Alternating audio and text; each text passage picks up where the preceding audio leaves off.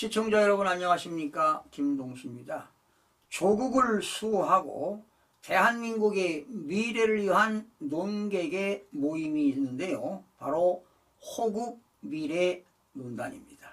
자, 여기에 실린 글을 소개해드리고요. 간단하게 논평을 해드리겠습니다. 지난 15일이지요. 민주당 대표 이재명은 선거법 위반 사건에서 징역 1년, 집행유예 2년이라는 무거운 중형을 선고받았습니다.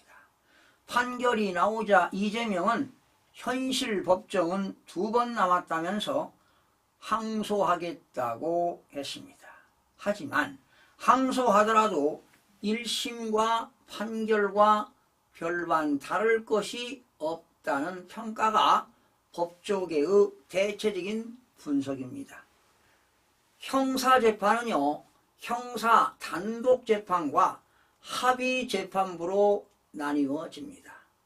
형사 단독재판은 판사 개인의 이념과 성향에 따라 자의적인 법리 해석의 요인으로 작용하지만 형사 합의재판은 3명의 판사가 합의를 통해 유죄와 무죄 여부와 형량을 판단하는 것만큼 부장판사가 단독적으로 결론을 낼 수 없다는 것이 형사 단독재판과 다르다는 점에서 형사 합의재판은 상당한 무게를 지닐 수밖에 없습니다.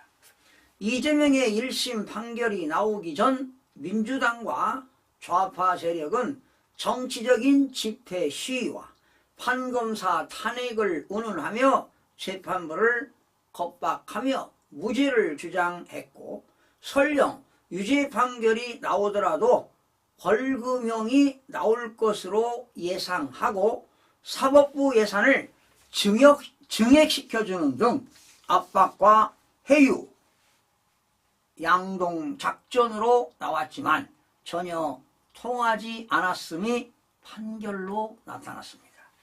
재판부가 민주당의 정치적인 외압과 회유에도 불구하고 오직 법리에 따라 법률 심리만 했기 때문에 징역 1년에 집행유예 2년의 선고를 내렸을 것입니다. 이와 같은 판결이 내려지자 법률신문에서는 정의의 여신은 왜 눈을 가렸나? 라는 제하의 기사에서 법조인들의 다양한 해석을 보도했습니다. 여러 법조인의 평가 중 눈여겨볼 만한 것은 여러 방송에 정치평론으로 출연하는 서정욱 변호사가 1심 판결문을 본 후 이재명이 중형을 선고받을 수밖에 없었던 이유와 배경을 설명한 부분입니다. 그는 이번 판결은 4가지 관점에서 매우 유의미하다고 했습니다. 요약을 하면 다음과 같습니다. 첫째, 이재명은 171석의 야당 대표이자 유력한 차기 대선 후보 지지율 1위라는 점, 야당 의석수를 모두 합한 192석의 절대적 의회 권력자라는 점, 이재명이 패소하면 434억 원의 대선 비용을 반환해야 한다는 점, 윤석열 대통령의 지지율이 20%라는 점, 사법부 예산을 비롯한 수건사업 해결 등을 통해 선심을 베푼 점, 시위를 통한 사법부의 압박 등을 고려하면 엄청난 심리적 중압감이 있었을 것인데도 불구하고 이러한 정치적 요소들을 전혀 고려하지 않고, 이게 중요한 거죠. 정치적인 고려를 하지 않았다. 개인 이재명으로 국한하여 오직 법률 해석으로만 판단했기에 가능한 판결이었습니다. 아주 정말 올바른 정론이네요. 둘째, 백현동 옹벽 아파트 비리 의혹에 대한 이재명의 해명은 명백한 허위 진술로 인정했다는 점입니다. 백현동 아파트가 중형을 선고하는데 치명적 요인으로 작용했다는 뜻입니다. 만약 백현동 아파트 비리 의혹이 단순한 개발 비리 의혹으로만 판단했다면 중형이 선고되지 않았겠지만 재판부는 백현동 아파트 개발에 따른 50여 명의 증인 진술, 동기, 원인, 맥락의 내면을 추적하다 배후에 김인섭이라는 이재명 측근의 범죄 행위가 백현동 개발 비리와 연결고리가 되었다는 점을 추적하여 이재명의 주장이 명백한 허위 진술이라는 점을 간파한 것이 중형의 직접적인 원인이 되었음을 짐작할 수 있는 대목입니다. 셋째, 이재명은 자신에 대한 의혹을 철저하게 부정했습니다. 정치적 새 과실을 통해 검찰의 수사를 정적 죽이기로 몰았고 검찰의 수사를 창작소설로 포매했으며 재판정에 나와서도 자신의 혐의를 시종일관 부인하는 등 재판 태도가 매우 불량했습니다.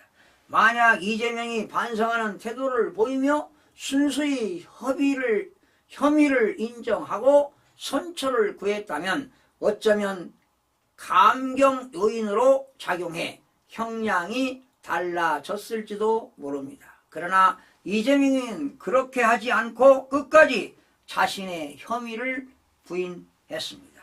넷째, 재판부가 김문기 면식에 대해선 골프를 치지 않았다는 이재명의 발언은 분명히 허위 발언이라며 유죄라고 판시했습니다. 하지만 성남시장 때는 몰랐고 그 후 경기도지사 때 알았다는 발언은 여러 사람에게 널리 알림에 해당하지 않으므로 무죄로 인정했습니다. 이렇기 때문에 김문기에 대해서 일부는 유죄, 일부는 무죄이기 때문에 항소에도 크나큰 별다른 게 없다는 것입니다. 이렇게 판결을 내린 것은 2심에 가더라도 다툼의 요소를 미리 없애 감형을 하지 못하게 만든 재판부의 현명한 판단으로 해석이 되는 부분입니다. 그 반면 백현동 옹벽 아파트 비리에 대해선 2021년 10월 18일 경기도청 국정감사에서 이재명이 제시한 자료 판넬은 중형 선고의 결정적이자 치명적인 증거가 되었습니다. 이에 열거한 이러한 요소들이 중형의 토대가 되었던 것으로 해석이 됩니다. 이제 다음 주 25일이면 이중교사 혐의에 대한 선고가 내려집니다. 이중교사 혐의에 대한 재판은 형사합의 33부에서 열립니다. 부장판사는 운동권 출신인 김동현 판사입니다. 그러나 김동현 부장판사 독단적으로 판결할 수는 없습니다.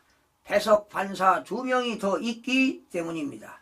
특히 이 재판의 주심은 안건홍 판사가 맡는다는 것으로 알려지고 있습니다.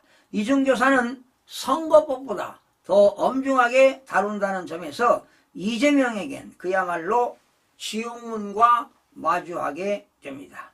이외에도 앞으로 대북 불법 송금, 대장동, 백현동 사건 등도 줄줄이 대기 중입니다. 이 과정에서 이화영과 김만배 등이 변심에 따라 이재명은 감옥에서 평생을 보내게 될지도 모릅니다. 지금쯤이면 이중교사 혐의에 대한 판결문과 형량이 결정되어 있을 것입니다. 당연히 결정되었죠. 그리고 판결문 작성도 끝났고 지금쯤이면 일부 내용 수정, 보완 이런 것들을 아마 점검하는 시간이 아닌가 생각이 들어갑니다. 선거법 재판은 법치가 정치를 이긴 재판이었습니다. 올바른 말이죠. 이중교사 혐의 재판도 법치가 정치를 이기는 재판이 되어 정의 실현의 사법부가 되어주기를 기대합니다. 이렇게 해서 글을 마쳤는데요. 마지막으로 제 개인적인 견해를 좀 말씀드려 보겠습니다. 이번 이중교사는요, 중형 선고가 불가피해 보입니다. 대법원 판례를 보니까요, 이중교사는 대부분 40%가 법정 구속이고 40%가 징역 및 집행유예, 그리고 20%가 벌금인 것으로 조사가 되었는데요. 이 이중교사로 인해서 지난 검찰은 징역 3년을 구형한 바 있습니다. 아마도 이번 이중교사는 1년 6개월 이상의 징역과 어쩌면 법정 구속까지도 가지 않을까, 이렇게 조심스럽게 예상도 해봅니다. 김동연 재판장은 진중하게 고민하고 공정한 절차를 진행시켜서 사법정의가 실현될 수 있도록 법과 원칙에 따라서 판결해 주시기를 당부드리면서 마치겠습니다. 참고로 우리나라 형법 152조에는 이중이 있죠. 모해 이중도 있고요. 법률에 의하여 선서한 증인이 허위의 진술을 할 때는 5년 이하의 징역 또는 1천만 원 이하의 벌금에 처한다고 형법 152조에 나와 있습니다.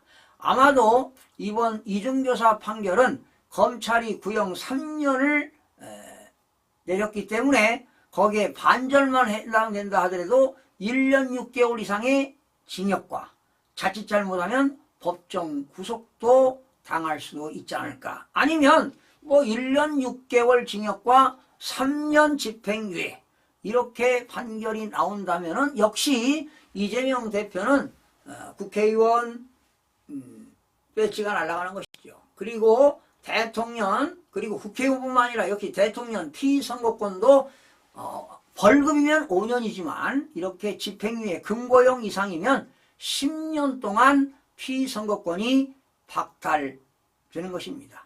또한 대법원까지 판결을 받아야 하겠지만은 특히 지난 15일 날 공직선거법은요, 2심에서는 3개월 이내에 판결하도록 되어 있습니다.